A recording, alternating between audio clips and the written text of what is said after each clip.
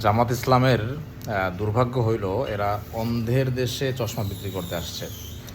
উপমহাদেশের সবচেয়ে শিক্ষিত রাজনৈতিক দল এটা এবং সবচেয়ে পুরাতন রাজনৈতিক দলগুলোর মধ্যে একটা। বাংলাদেশের তো সবচেয়ে পুরাতন রাজনৈতিক দল, কিন্তু এদের সমস্যা হয়েছে এদের রাজনৈতিক দলে কোনো ঋণ খেলাপি নাই, কোনো চোর নাই, কোনো অশিক্ষিত কুলাঙ্গার নাই, কোনো সন্ত্রাসী নাই।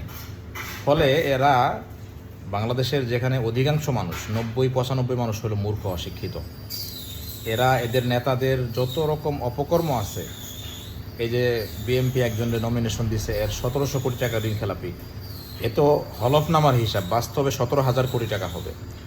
তো এই ধরনের লোকজনকে নিয়েই বাংলাদেশের মানুষ সন্তুষ্ট। কিন্তু এই যে জামাতের মতো শিক্ষিত দল আছে, যাদের মধ্যে ম্যানার আছে, যারা ভালো করে কথা বলতে পারে, যারা সততা আছে যাদের মধ্যে, এদেরকে বাংলাদেশের মানুষ খাইতেছে না। বাংলাদেশের মানুষ বিএনপি আওয়ামী লীগের মতো চোর চোরচা চাঁদাবাজের দুইটা দলকেই বারবার ক্ষমতায় আনছে। এটা কার দুর্ভাগ্য আমি জানি না, জামাতের দুর্ভাগ্য নাকি বাংলাদেশের দুর্ভাগ্য, আপনারা জানাবেন।